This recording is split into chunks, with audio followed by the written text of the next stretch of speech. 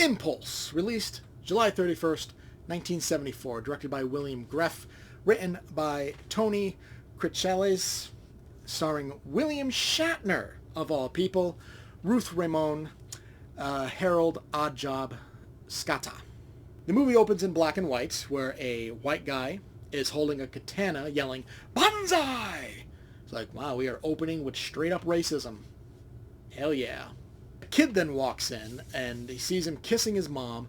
He grabs the kid, the mom slaps the guy, he starts slapping around the mom, so the kid stabs him with the sword. Fast forward, who knows how many years, because we're not told. Matt Stone, played by the legendary William Shatner, surrounded by belly dancers. It's never explicitly explained that he's the kid, but it's pretty obvious. But then he starts getting flashbacks, and it's like, okay, yeah, he's the kid. But then, after he makes out with a belly dancer, another woman he meets up with calls the belly dancer a tramp, and those flashbacks leads him to choke her to death. And then he's like looking at her, he's like, come on, wake up. You're not dead. Oh my god. It's like, you literally just choked her to death, dude. Later, Matt almost hits a kid, Tina, played by Kim Nichols, with his car. He then picks her up and does hit a dog. Girl's all worried, and Shat's like, whatever. Then a lot of nothing happens. And then there's some random matchmaking with someone Matt literally just met. Anne, played by Jennifer Bishop.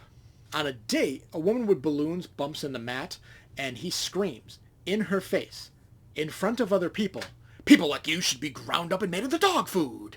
It's probably the best line of the movie. Then, like, in the background, there's this big beefy Asian dude, like, staring at them, and later we find out that is Harold Scatta as Karate Pete.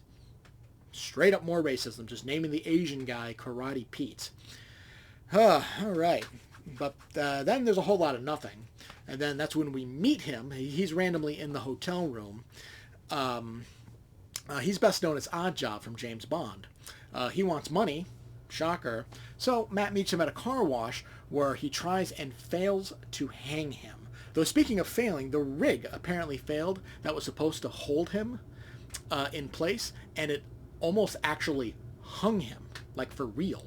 The kid is randomly in Matt's car, because why the hell not? So he chases him, Karate Pete, through the car wash with his car, very slowly, by the way, until he eventually runs him over. And then he's just kind of going back and forth over him. But as we see, Karate Pete, big beefy dude, pretty smooth drive going over him, no bumps. Matt eventually threatens the kid, tells someone she's crazy for visiting her dad's grave. Okay. And then calls to her face a jealous, vicious little girl. It's like, good God, Shatner, come on. You suck. Matt robs and kills the woman that set him up with Anne, Julia, played by Ruth Ramone. Tina is, of course, randomly there and sees the whole thing. So he chases her through a cemetery and then through a funeral home. Back at the house, there's no money in the safe. Oh my God. Oh my God. Oh my God. Anne shows up, so he tries to drown her in a fish tank. So the kid shows back up, stabs him with a knife. Whew. The acting is subpar at best. The story makes no sense. Like, who is Matt Stone? Everybody seems to know this guy. Is he a celebrity? Is he a gangster? Is he a thief?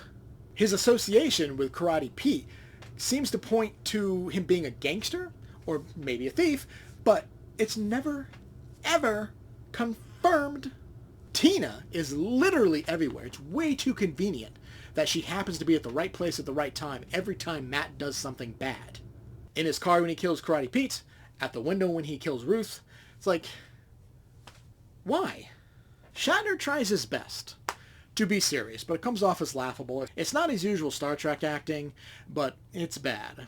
Everyone else tries their best with the material that they're given, but the script and the story is so bad it makes everybody bad as well. This is the bottom of the barrel for Shatner. In fact, Shatner, I've read that he himself has distanced himself from this movie. He was actually quoted as saying is, "I've forgotten why I was in this. I probably needed the money." I'd like to forget you were in this too. F. Thank you for watching Fatman Inc. Craptacular Horror. Leave a like if you enjoyed and a comment to discuss your thoughts. Make sure to subscribe to see more reviews of horror movies new and old. Thanks again for watching, and I'll see you next time.